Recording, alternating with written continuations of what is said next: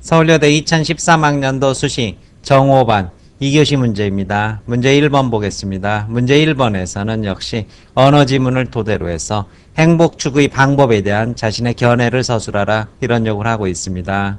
먼저 제시문의 내용을 요약하라 독해 문제가 될 것이고, 제시문에 나타난 한 가지 입장을 선택해서 그 근거를 제시하되 사례를 들어라 이런 요구를 하고 있습니다. 서울여대가 문제 1번에서는 언어서술, 문제 2번에서는 도표 문제를 계속 출제를 하고 있습니다. 그런데 1번 문제 서술에 있어서 구체적인 사례를 들어라 이런 요구를 줄곧 출제를 해왔습니다. 따라서 논지에 적합하고 그리고 구체적이며 현실적인 그러한 사례를 제시하는 것, 이것이 서울여대 1번 문제에 있어서 핵심적인 답안 전개의 방향이 된다는 사실을 따라서 구체적인 사례를 어떻게 제시할 것인가 서울여대를 보는 학생들이 모두 부담을 갖고 신경을 써야 될 부분이 될 것입니다.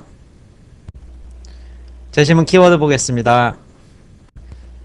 제시문 1에서는 경쟁을 통한 행복의 추구를 단적으로 보여주고 있습니다. 따라서 낭만적이고 비현실적이고 이상적인 에덴주의에 대해서 비판을 하면서 경쟁, 긴장, 스트레스를 통한 행복감의 성취를 강조를 하고 있습니다. 현대인들은 경쟁을 통해서 정신적이고 물질적 풍요의 가능성을 만들어 왔다 이러한 사실에 주목을 하고, 공개 경쟁이 낳는 위계는 결국 불평등하지만 그것은 오히려 정당하다 이러한 전제를 토대로 해서 사람은 위험을 감수할 때 성취와 결실을 맺고 이러한 것이 결국 뭐로 간다? 행복으로 간다는 행복론을 피력을 하고 있습니다. 역시 제시문 2에서도 행복을 이야기하고 있지만 대비적으로 조금만 늦추면 행복이 찾아온다는 그러한 입장이 전제되어 있습니다. 성공과 행복이 반드시 비례하지 않는다는 전제하에서 행복은 욕심으로 성취하는 대상도 아니고 추구하는 대상도 아니다. 따라서 현실을 순응하면서 만족할 때 행복이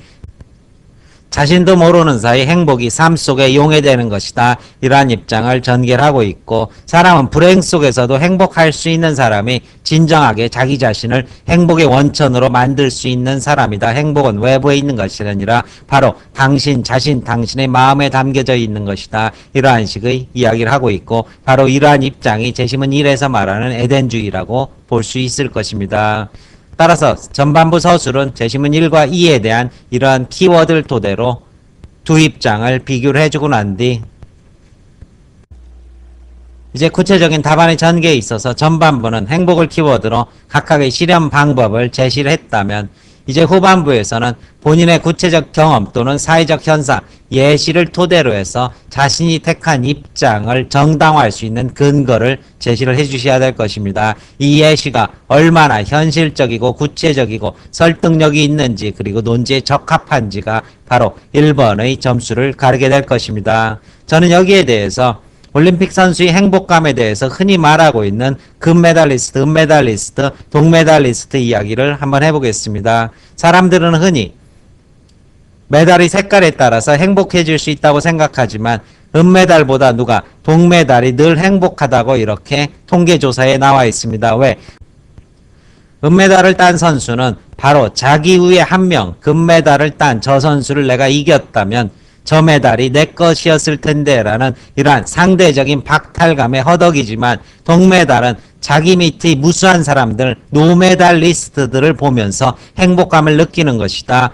행복이라는 것은 메달의 순서, 경쟁의 순서가 아니라 내적 만족에서 비롯되는 것이다. 이러한 식의 입장 전개를 할 수 있다. 이것은 제시문 나의 입장이지만, 제시문 가의 입장은 그래도 가장 행복한 금메달리스트, 바로 왜 우리가 스포츠에서 수없이 많은 메달 경쟁을 벌이느냐, 거기에선 짜릿한 희열과 행복이 있기 때문 아니냐라는 이러한 입장 전개 역시 가의 입장에서 해줄 수 있을 것이고, 한국의 산업화와 물질적 풍요 그리고 빈부격차의 심화 속에서도 논제에 대해서 사회 현상을 토대로 한 답안 제시가 될 수 있을 것입니다. 이를테면 묻지마 살인 같은 것은 빈부격차의 심화가 초래한 상대적 박탈감이 우리 사회의 어두운 모습으로 확산된 것이다. 한국이 가진 물질적 풍요와 여유라는 것이 이러한 정신적 빈곤으로 간다면 무슨 의미가 있겠느냐, 이러한 식의 논리 전개도 가능하겠지만, 역으로 우리가 비로소 물질적 풍요와 여유가 있었기에 원조 대상국에서 원조국으로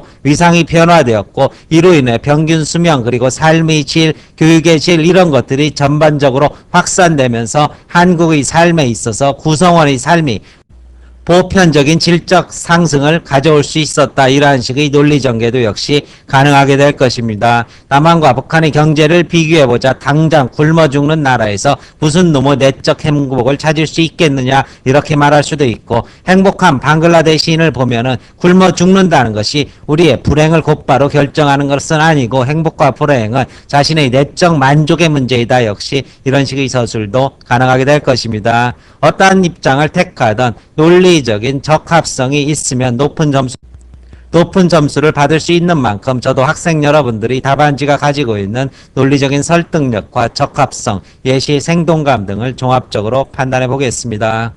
문제 2번 보겠습니다.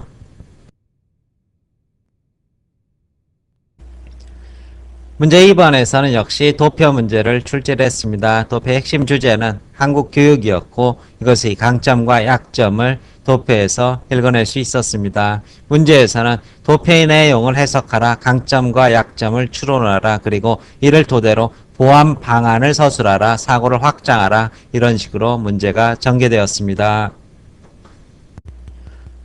오전반에서 이미 말씀드렸습니다. 도표 해석할 때 뭐하라? 수치 인용하라. 이 부분 잊지 마시고 시험장에 적용하시기 바랍니다. 일단 그림 1에서는 2011년 국가별 경쟁력 점수 및 교육 경쟁력 순위를 보여주고 있습니다. 나머지 자료를 해석하기 위한 기초 자료의 성격을 가지고 있고, 국가 경쟁력 78.5에 비해 다소 격차를 보이는 낮은 교육 경쟁력 순위라는 것을 그림 1에서 도출할 수 있을 것입니다. 그림 2에서는 교육 관련 공공지출을 보여주고 있는데, GDP 대비 교육 관련 공공지출이 낮은 것은 우리나라 교육의 약점이다. 4.63%로 OECD 평균 5.03보다 낮다. 수치 인용하셔야 됩니다.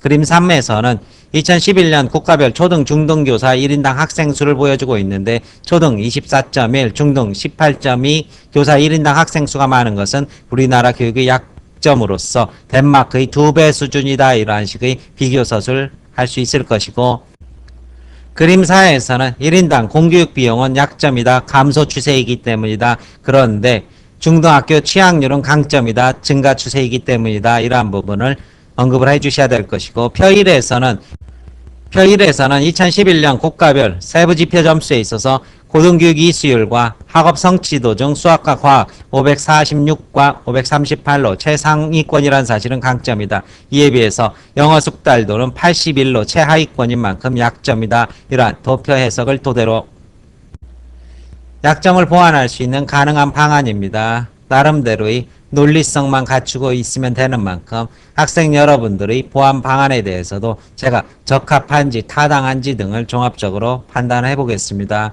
저는 GDP 대비 낮은 교육 관련 지출에 대해서는 교육기자재 지원을 강화하고 학교 및 교실의 신축, 돈 많이 쓰란 뜻입니다. 그리고 IT, 현장 실습 교육을 중시함으로써 분필 하나 가지고 안에서 하는 공부를 좀 줄여나가자, 이런 얘기 할 수 있을 것이고, 교사 1인당 학생 수가 많은 현실에 대해서는 교사를 당연히 양성하고 학교 교실을 역시 신축해야 하며, 영어 원어민 교사의 채용을 확대해서 교사 수도 늘리면서 영어 교육도 내시로 하자. 이와 함께 교육 수요를 정밀하게 예측해서 교사 양성을 내시로 하는 장기적 안목의 설계가 필요하다. 이러한 제안할 수 있을 것이고, 감소 추세인 1인당 공교육 비용에 관련해서는 소외계층 교육 지원을 강화하면서 공교육기관의 경쟁력 강화를 위한 교사 재교육 등을 위해서 재원을 좀 더 확대해서 쓰자. 이런 식의 제안이 가능하게 될 것이고, 최근에 발표된 또 OECD 통계를 봤을 때도 한국 교사의 급여 수준은 높지만 교사에 대한 존경도는 바닥을 보이는 현상, 바로 이런 것을 막기 위해서 교사의 재교육이 필요하지 않겠느냐, 이러한 식의 제안이 가능하다는 뜻이고, 낮은 영어 숙달도를 높이기 위해서 생활영어 중심의, 즉 입시가 아닌 생활영어 중심의 수업 방식으로 개편할 필요가 있다. 이러한 식의 제안을 해줄 수 있을 것입니다. 설명 마칩니다.